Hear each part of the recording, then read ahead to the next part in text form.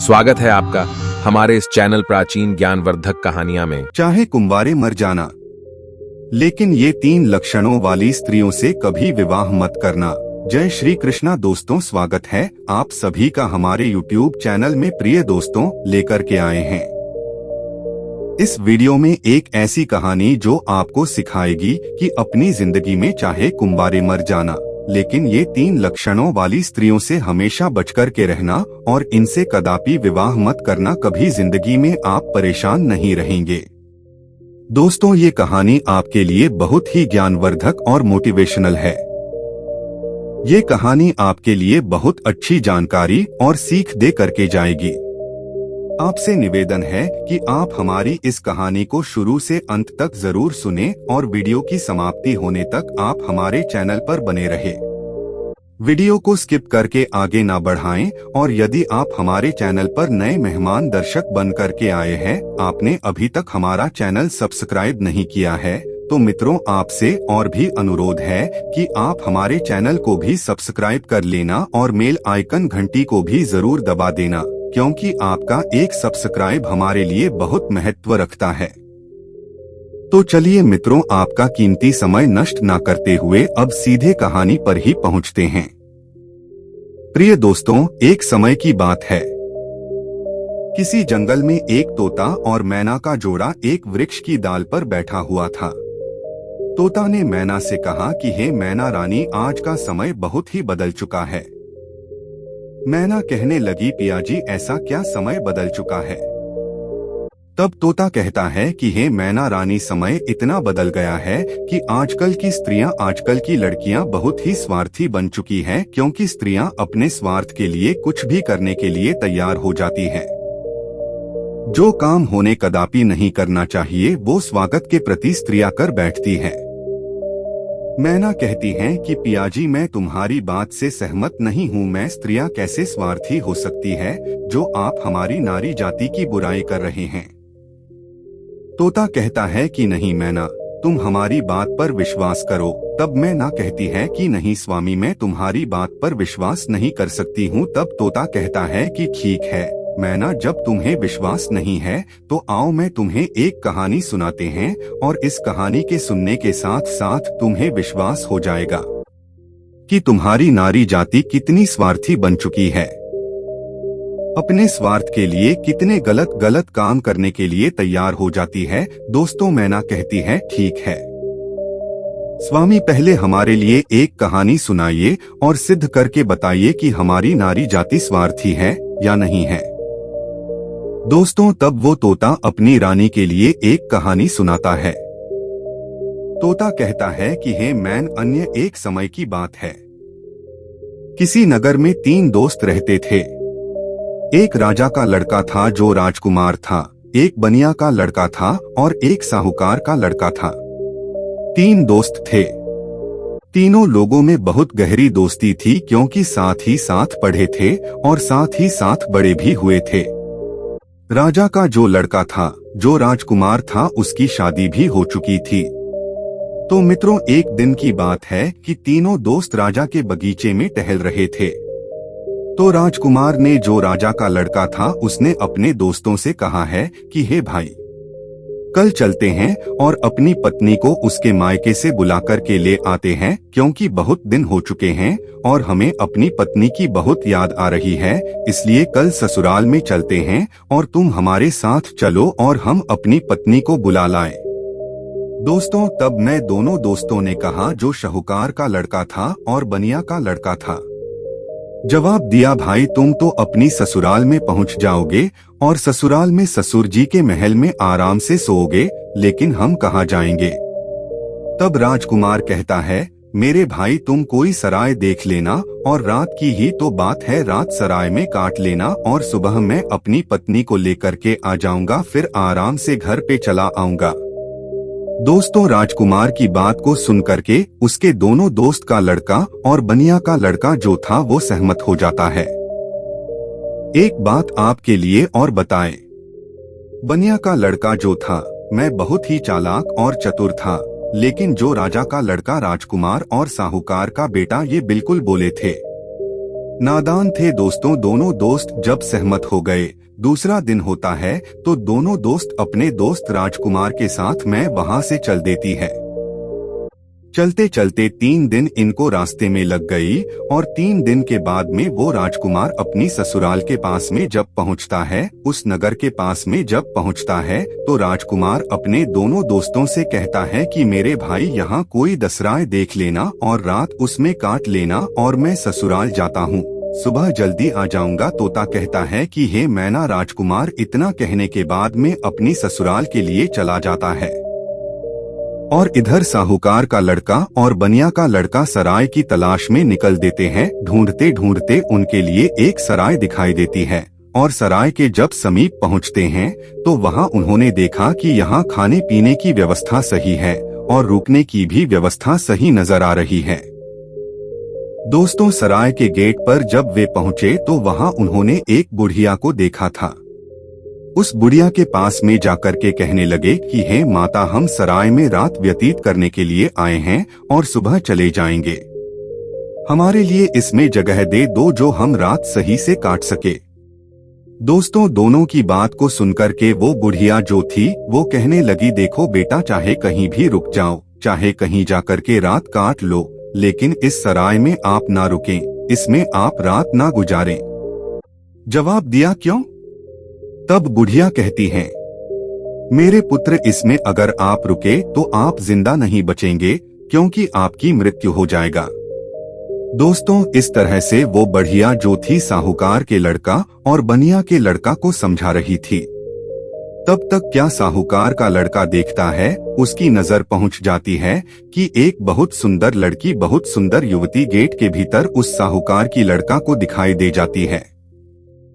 साहूकार के लड़का ने जब सुंदर देखी थी तो मैं उस पर मोहित हो गया और उसके साथ रात रुकने के लिए वो तैयार उतावला हो रहा था कि किसी न किसी तरीका से हम इसके साथ रात गुजार लें। मित्रों इधर में बुढ़िया समझाती रही लेकिन साहूकार का लड़का नहीं माना। साहूकार का लड़का जो था वो कहता हुआ अपने दोस्त से चला गया कि दोस्त, मुझे कई जगह मिल जाए तो तू रुक लेना और हम तो इसके साथ में रुकेंगे।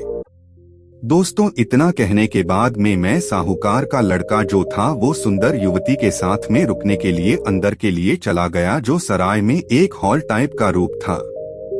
हॉल टाइप का एक कमरा था, वो बहुत गहरा था, लंबा था। उसमें मैं सुंदर युवती के साथ मैं साहूकार का बेटा चला जाता है दोस्तों। और रात हो चुकी थी और सोने का भी समय कुछ समय में होने वाला था। इधर दोस्तों वो तोता मैना से कहता है कि साहूकार का लड़का उस सुंदर युवती के साथ में समय के अंदर चला गया और बनिया का लड़का बाहर रह गया, जो बहुत ही चालाक था और चतुर था। समझदार बनिया के लड़का ने रोका लेकर वो नहीं माना। अब दोस्तों बनिया का लड़का जो था वो बुढ़िया के पास में फिर पहुंचता है और कहता है कि बूढ़ी माता, मैं आपकी बात को समझा नहीं। आपने कहा कि इस सराय जो रोकेगा उसकी मृत्यु हो जाएगी और वो सुबह जिंदा लौट करके नहीं आएगा। इसका क्या कारण है, बताने की कृपा करें। मित्रों तब मैं बुढ़िया कहती है कि बेटा, जब तुम पूछ रहे हो तुम्हारे दोस्त ने नहीं माना, मुझे डर है कि वह सुबह आपको जिंदा नहीं मिलेगा। बनिया का लड़का कहने लगा, वही तो आपसे जानना चाहता हूँ माता, बात क्या है, खुल करके बताओ। तब बुढ़िया ने कहा कि बेटा, ये जो सुंदर युवती आपके दोस्त ने देखी है, जिसके साथ मैं अंदर चला, ये सुंदर युवती जो है एक वैश्या है और यह एक नागिन है। ये रात में अपना रूप बदल लेती है और जिसके साथ ये रात में रुकती है उसी को डस लेती है और उसको मार देती है। इसलिए हमको डर है क्योंकि जो गया वो जिंदा लौट करके नहीं आया है। तोता कहता है कि मैना बनिया का लड़का ये सुनकर के घबरा गया और कहने लगा है, बूढ़ी माता, हमें कोई रास्ता बताओ जिससे हम अपने दोस्त की जान बचा सके। तो बुढ़िया कहती है कि बेटा, हम तुम्हें एक तलवार देती हूँ, अगर तुम उस नागिन का वध कर सको तभी तुम्हारा दोस्त बच पाएगा। बनिया का लड़का समझदार था, वो तैयार हो गया और कहने लगा, माता लाइए तलवार, मैं अपने दोस्त को जरूर बचाऊंगा, चाहे हमारी जान क्यों न चली जाए।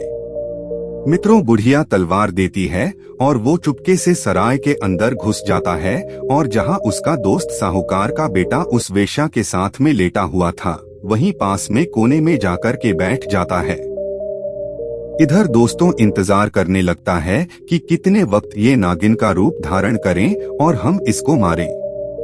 इधर आधी रात का समय होने वाला था और तभी वो सुंदर युवती जो नागिन थी अपना रूप बदलती है और रूप बदल कर के उसको काटने के लिए होती है, डसने के लिए होती है। तो उसका दोस्त बनिया तलवार लिए तो बैठा ही था, एकदम से उसने तलवार चलाई और उस नागिन का वध कर दिया। उसकी कहानी खत्म हो गई, वो सुंदर युवती भी मर गई। इस तरीके से उसने अपने दोस्त की जान बचाई और उस नागिन को, जो मरी हुई नागिन थी, पलंग के नीचे उसे रख दिया और छिपा दिया। दोस्तों तब तोता कहता है कि मैं ना वो बनिया का लड़का जो था, इतना काम करने के बाद मैं अपने दोस्त की जान बचाने के बाद में सराय से बाहर निकला और जब बाहर निकल आया तो उसने क्या देखा है कि एक सुंदर स्त्री जो है जंगल की तरफ जा रही है। उसने देखा और विचार किया कि यह सुंदर स्त्री जंगल में इतनी रात में ये कहाँ जा रही है, हमें देखना चाहिए, इसके पीछे पीछे जाना चाहिए और ये जानकारी लेना चाहिए कि ये जा कहाँ रही। दोस्त भाई बनिया का लड़का था जिसके हाथ में तलवार थी, जिसने नागिन का वध किया था, अपने दोस्त की जान बचाई थी। वो सुंदर स्त्री के पीछे चल देता है और सोचता जा रहा है कि देखे ये कहाँ जाएगी। दोस्तों वो स्त्री चलती चली गई और जंगल में एक साधु का आश्रम था और साधु के आश्रम पर साधु के पास में पहुंच गई। साधु से जाकर के उसने मुलाकात की और वो सारा नजारा बनिया का लड़का दूर से ही देख रहा था। साधु से मिलने के बाद फिर वो सुंदर स्त्री कहने लगी, जब उसका जाने का समय हुआ तो उसने हाथ जोड़ करके कहा कि आपसे आज की मुलाकात थी। साधु कहने लगा, वो क्यों? जवाब दिया, हमारे पति हमें बुलवाने के लिए आ गए हैं, हमारे घर पर ठहरे हुए हैं और कल मैं अपने पति के साथ ससुराल चली जाऊं। आज के बाद फिर मैं आपसे मिलने के लिए नहीं आऊंगा। दोस्तों तब मैं साधु कहने लगा, रोजाना तो हमारे पास आती थी लेकिन अब हमें धोखा दे करके जा रही है, अपने पति के साथ जा रही है। जवाब दिया, हाँ मेरा पति हमारे घर पर ठहरा हुआ है और कल मैं ससुराल चली जाऊंगी, हमें माफ करना। अब मैं आज के बाद तुम्हारे पास मिलने नहीं आऊंगा।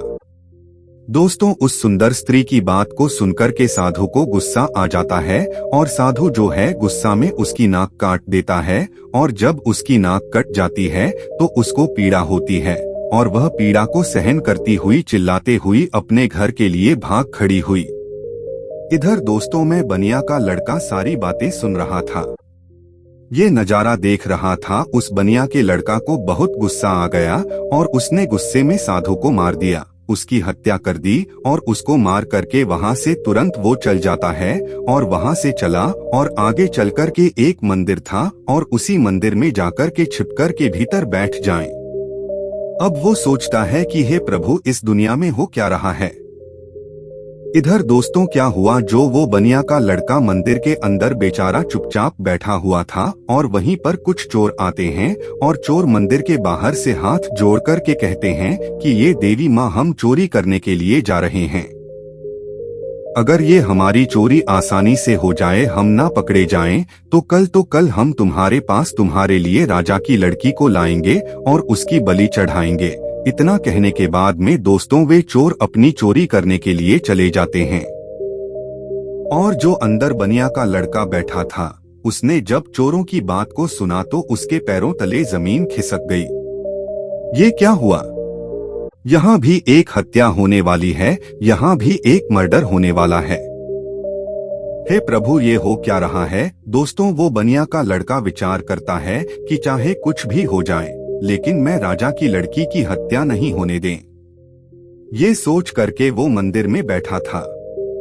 इधर दोस्तों क्या हुआ, वो स्त्री जो थी जिसकी नाक साधु ने काटी थी अपने घर पर पहुंची। उसने रोना धोना बंद कर दिया क्योंकि पीड़ा तो सता रही। फिर उसने विचार किया, अगर सुबह लोग हमको देखेंगे तो पता नहीं, ना जाने मेरे बारे में क्या कहेंगे, हमें शर्म से अपना सर नीचे झुकना पड़ेगा।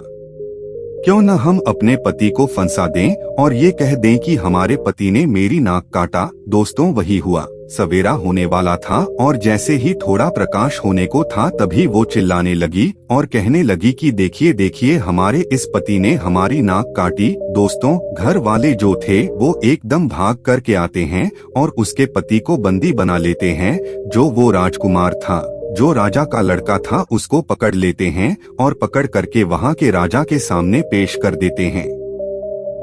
राजा बहुत सारा वृतांत जानकारी के उसको जेल में डाल देता है। दोस्तों को तब तोता कहता है कि हे मैना रानी, अब आगे सुनिए क्या आप इधर पूरा दिन व्यतीत हो गया। उसका दोस्त जो बनिया था उसने पूरा दिन इधर उधर बैठ करके काट लिया और जब रात हो गई तब उसी मंदिर में जाकर के मैं छिप करके बैठ गया, क्योंकि उसे मालूम था कि ये चोर राजा की लड़की को पकड़ करके जरूर लाएंगे, उसकी हत्या जरूर करेंगे, लेकिन मैं उसको जरूर बचाऊंगा, उसकी हत्या नहीं होने दूंगा। जब रात हो गई तो मंदिर में जाकर के तलवार को लेकर के छिप करके बैठ जाता। इधर दोस्तों क्या हुआ, आधी रात जब होती है तभी मैं चोर राजा की लड़की को पकड़ करके लाते हैं और मंदिर के बाहर बैठ जाते हैं। कुछ देर बैठ करके बातें करते हैं और कहते हैं कि देखिए देवी माँ ने हमारी कितनी सुन ली है, कितनी सुंदर, कितनी बढ़िया हमें चोरी करवा दिए हैं। हम पकड़े भी नहीं गए और बहुत मालदार भी बन जाए क्योंकि हमने बहुत माला लूटा है। इस तरीका की बात है। कुछ देर करते रहे, फिर उनमें से एक बोला, देख भाई अब इस लड़की को जल्दी ले जा और देवी माँ के सामने उसका सिर काट दें और इसकी बलि चढ़ा दे। तो दोस्तों और चोरों में से एक चोर जो था वो राजा की लड़की को पकड़ कर के अंदर मंदिर में प्रवेश करता है और देवी माँ की जहाँ मूर्ति थी वहाँ पर ले जाता है और उस लड़की का सिर काटने के लिए जैसे ही चोर होता है तो बनिया का लड़का तो वहाँ तैयार ही बैठा हुआ था। उसने क्या किया कि भाई चोर राजा की लड़की को नहीं काट पाया, उसका सिर नहीं काट पाया, उसकी बलि नहीं चढ़ा पाया। उससे पहले ही बनिया के लड़का ने उसको मार दिया और चोर को मार करके उसकी लाश को एक साइड मंदिर में रख दिया गया। इधर दोस्तों उन चोरों में से एक चोर और कहता है कि देखिए भाई वो हमारा साथ ही गया है, वह लौट करके नहीं आया है। अरे तू जा और देख करके आ कि उसने बलि चढ़ा पाई या नहीं चढ़ पाई। दोस्तों ऐसे ही दूसरा चोर जो अपने साथी को देखने के लिए जैसे ही मंदिर में प्रवेश करता है तो वो बनिया का लड़का तैयार बैठा हुआ था, उसने उसको भी मार दिया। कहने का मतलब यह है कि इसी तरीका से उस बनिया के लड़का ने जो जितने भी चोर थे सारे चोरों को मार दिया और उस राजा की लड़की की रक्षा की। जब सारे चोरों को मार देता है तब वो लड़की निर्भय हो जाती है। उसके बाद वो बनिया का लड़का राजा की लड़की से कहता है कि चलो हम तुम्हारे घर तक तुम्हें छोड़ आए। दोस्तों वो राजा की लड़की घबराई हुई थी, उसके साथ में चल देती है। इधर तोता कहता है कि हे मैना, वो राजा की जो लड़की थी वो बनिया के लड़का से प्रेम करने लगी और कहने लगी कि हम तुमसे विवाह करना चाहते हैं। दोस्तों बातों ही बातों में वो उसके घर तक पहुंच गया। घर के दरवाजे पर जैसे ही पहुंचा तो बनिया के लड़का ने मना कर दिया, मैंने तुम्हारी रक्षा की है, इसका मतलब यह नहीं है कि हम तुमसे विवाह करें, मैं ऐसा नहीं कर सकता। तब राजा की लड़की को गुस्सा आ गया और कहने लगी, अगर आप हमारे साथ शादी नहीं करेंगे तो मैं आपको अभी फंसा दूंगी और जेल में डलवा ली। बनिया का लड़का कहने लगा, जैसी आपकी मर्जी, लेकिन मैं शादी नहीं करूंगा। दोस्तों तभी राजा की लड़की दरवाजे पर चिल्लाती है और कहती है कि बचाव बचाव, ये हमको पकड़ करके ले जाना चाहता था और यह हमारी इज्जत लूटना चाहता था।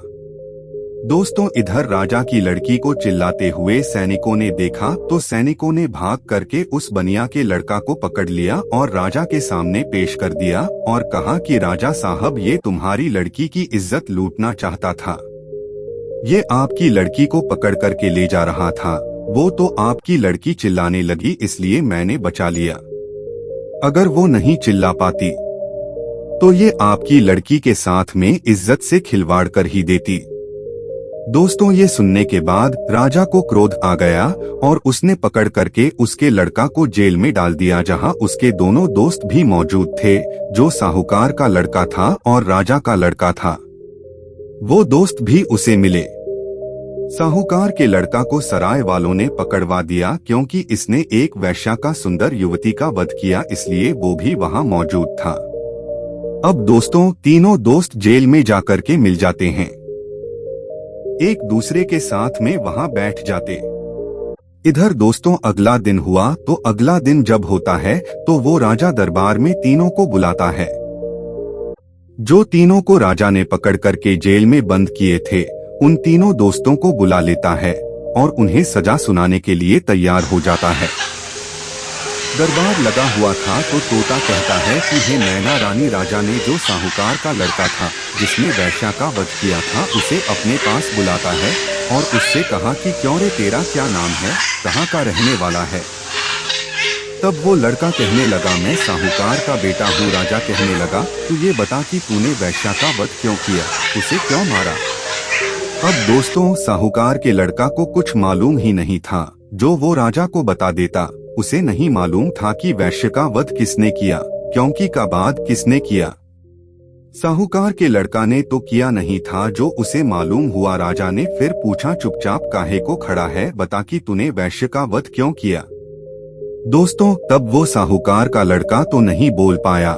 जो बनिया का लड़का था वो कहने लगा, महाराज क्षमा चाहता हूँ, जो बीच में हमको बोलना पड़ रहा है, इसे कुछ नहीं मालूम है। इसने वैश्या का वध नहीं किया, क्योंकि वैश्या का वध हमने किया है। राजा कहने लगा, तू बता तूने क्यों किया है, बात क्या। तब दोस्तों, वो बनिया का लड़का कहता है कि ये महाराज, हम अपने दोस्त के साथ में इसी साहूकार के लड़का के साथ में रुकने के लिए एक रात गुजारने के लिए गए थे। एक बूढ़ी माँ ने मना किया था कि इसके अंदर ना रुको, क्योंकि जो रुकेगा वो सुबह जिंदा नहीं बचेगा। लेकिन ये हमारा दोस्त नहीं माना और इसने सुंदर वेश्या को देख करके रात गुजारने के लिए अंदर सराय में चला जाए। मुझे उस बुढ़िया के द्वारा मालूम हुआ कि यह नागिन है और यह नागिन का रूप बना करके उसी को डस लेती है। तब वो तलवार को लेकर के अपने दोस्त की जिंदगी बचाने के लिए जहां ये पलंग पर वेश्या के साथ में सोया हुआ था, वहीं एक कोने में जाकर के बैठ गया और जैसे ही उस वैश्य नागिन ने रूप बदला और नागिन बनकर के हमारे दोस्त को डसने के लिए हुई, मैंने तुरंत उसको मार दिया। अगर आपको विश्वास नहीं है तो जहां पलंग पड़ा हुआ है उसके नीचे हमने मरी हुई नागिन रख दी है, आप देख लीजिए। दोस्तों, सैनिकों को भेजा और वहां सैनिकों ने जाकर के वही नागिन मरी हुई पाई। आकर के सारी बात राजा को बताई कि बात तो सही है। दोस्तों, राजा प्रसन्न हो गया और कहने लगा, ठीक है, तो उसने दोस्ती का फर्ज निभाया है, जो अपने दोस्त की जिंदगी बचाई। अब दोस्तों, राजा साहूकार के लड़का को छोड़ दें।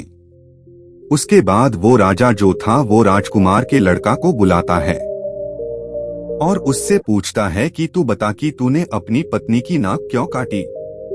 अब दोस्तों, उसको भी नहीं मालूम था नाक के बारे में कि नाक किसने काटी, वो भी चुपचाप खड़ा था।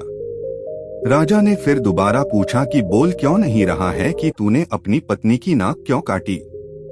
तब दोस्तों, वो बनिया आपका लड़का फिर से हाथ जोड़कर के कहने लगा कि महाराज क्षमा करें, इसको भी नहीं मालूम है कि इसने अपनी पत्नी की नाक नहीं काटी है।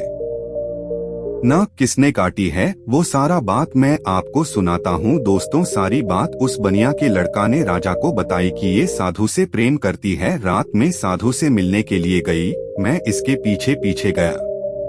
इसने कहा कि मैं कल से तुमसे मिलने नहीं आ सकती, हमारा पति मुझे बुलवाने के लिए आया है। ये सुनकर के उस साधु ने उसकी नाक काट ली और इसलिए आकर के अपने पति को फंसा दिया। इसने गलत किया है महाराज। राजा कहने लगा, मैं तेरी बात पर विश्वास कैसे करूं। तब उस बनिया के लड़का ने कहा, महाराज सैनिकों को भेजिए जहां उस साधु का आश्रम है, जहां करके देख लीजिए कि मैंने उस साधु का वध कर दिया है, उसे मार डाला। दोस्तों, सैनिक जाते हैं आश्रम पर, उस मरे हुए साधु को देखते हैं तो आकर के राजा को बताते हैं कि राजा बात सत्य है। दोस्तों, तब वो राजा उस राजकुमार को भी छोड़ देता है। वो भी बच जाता है। दोस्तों फिर तोता कहता है कि हे मैना, आई बारी उसी बनिया के लड़का की जिसने राजा के सामने अपने दोस्तों की जिंदगी बचा ली। राजा उस बनिया के लड़का से पूछता है कि तूने अपने दोस्त को बचा लिए, लेकिन अब तू बता कि तू हमारी लड़की को पकड़ करके क्यों ले जाना चाहता था, इसके साथ में दुर्व्यवहार करना क्यों चाहता था, इसकी इज्जत से खिलवाड़ करना क्यों चाहता था। अब तू नहीं बचेगा दोस्त। तब वो बनिया का लड़का कहता है कि महाराज जमा करें, ये आपकी लड़की जो है ना, इसने हमें गलत फंसाया है। आपकी लड़की की बलि चढ़ाने के लिए कोई चोर को पकड़ करके ले गई थे। मैं उसी मंदिर में था, मेरे हाथ में तलवार थी, क्योंकि मैं साधु को मार करके आया था, और आपकी लड़की को मारने के लिए जैसे ही एक चोर अंदर मंदिर में जाता है तो मैंने उसको मार दिया, दूसरा आता है उसको भी मार दिया। इसी तरीका से जितने भी चोर थे मैंने सब मार दिए और वे मंदिर में ही पड़े हैं। अगर विश्वास नहीं है तो सैनिकों को भेज करके देख लीजिए।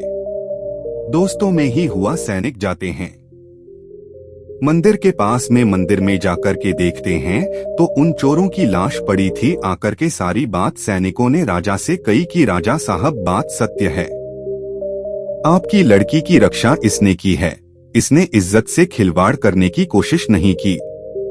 वो बुनिया का लड़का कहता है, हाँ राजा साहब, मैं आपकी लड़की को पकड़ करके क्यों ले जाऊंगा। और सुनिए, मैं चोरों से बचा करके जब आपकी लड़की को घर छोड़ने के लिए आ रहा था, तब आपकी लड़की हम पर आसक्त हो गई, प्रेम करने लगी और विवाह करने की जिद करने रहे। मैंने कहा कि मैं ऐसा कदापि नहीं कर सकता हूँ। मैंने जिस लड़की की रक्षा की है और उसके बदले में मैं उससे विवाह करूं और उसकी इज्जत से खिलवाड़ करूं, ऐसा मैं नहीं कर सकता।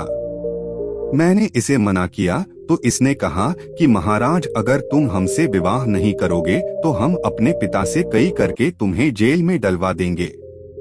इसने वो ही किया। दोस्तों बनिया के लड़का की बात को सुनकर के राजा जो था उसका चेहरा शर्म से नीचे झुक जाता है, और शर्म से जब चेहरा झुक गया तो उसने बनिया के लड़का को आजाद कर दिया और माफी मांगी कि जाइए बेटा, तुम आजाद हो, तुम्हारी गलती नहीं है।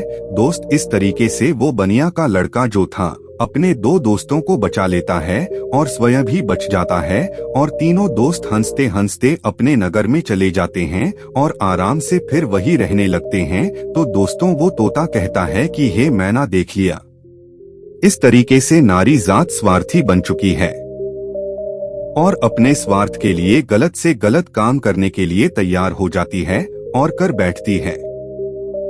अब उस गलत काम के लिए चाहे कुछ भी करना पड़े, चाहे कितने भी कष्ट झेलना पड़े, चाहे किसी की जिंदगी से खिलवाड़ करना पड़े, लेकिन ऐसी स्त्रियां नहीं मानती। दोस्तों अपने पिया तोता की बात को सुनकर के मैना जो है वो चुपचाप हो जाती है। उसके बाद वो तोता कहता है कि हे मैना रानी, इसीलिए तो मैं सोचता हूँ कि चाहे भूखे मर जाना, लेकिन की लक्षणों वाली स्त्रियों से कभी विवाह मत कर। तोता समझाता है कि 3 लक्षणों वाली स्त्रियां, ये है पहली वो जो पत्नी होकर के भी पराये पति से हित करे और पराये पति से छुप छुप कर मिलने के लिए जाएं, अपने पतिव्रत धर्म को भूल जाए और उसके साथ में हवस का शिकार बन जाए, तो ऐसी स्त्री से हमेशा बचना चाहिए और ऐसी स्त्रियों से दूर रहना चाहिए। और दूसरी स्त्री वो है जो एक स्त्री तो है लेकिन वैश्य प्रवृत्ति की तरह जिंदगी गुजार रही है, नागिन की तरह रह रही है। अब उसे अपनी हवस की इच्छा पूर्ति के लिए चाहे अपने पति का कत्ल क्यों न करना पड़े, लेकिन वो कर बैठती हैं और नागिन की तरह अपने पति को मार डालती है, उसे डस लेती है। तो ऐसी वैश्या प्रवृत्ति के लक्षण वाली जो स्त्रियां हैं, इनसे दूर रहना चाहिए, इनसे कदापि विवाह करने की इच्छा नहीं रखना चाहिए।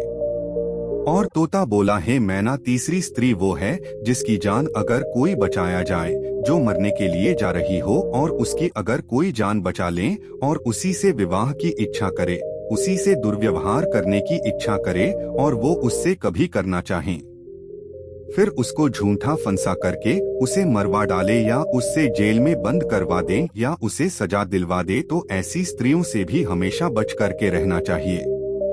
इनका कोई भरोसा नहीं है कि कितने वक्त तुम्हारी जिंदगी को ले बैठे हैं। तो दोस्तों, मेरे कहने का तात्पर्य ये है कि ये कहानी हमको यही सिखाती है कि चाहे जीवन में कुंवारी मर जाना, लेकिन ये 3 लक्षणों वाली स्त्रियों से हमेशा दूर रहना, बच करके रहना। कभी जिंदगी में फंसोगे नहीं और कभी जिंदगी में दुखी नहीं रहोगे, और तुम्हें कभी जिंदगी में रोना भी नहीं पड़ेगा और पछताना भी नहीं पड़ेगा। यही कहानी हमको ये सिखाएंगे। तो मित्रों, कैसी लगी हमारी ये कहानी? अगर ये कहानी आपको अच्छी लगी है, पसंद आई है, तो कमेंट बॉक्स में जरूर बताना। हो सके तो अपने मित्रों के लिए भी शेयर करना। अब क्षमा चाहते हैं दोस्तों, फिर मुलाकात होगी अगले वीडियो में किसी और नई चर्चा। तब तक के लिए सब्सक्राइबर कर लें। दर्शक भाइयों के लिए राधे राधे, जय श्री कृष्णा, ओम नमः शिवाय, नमस्कार।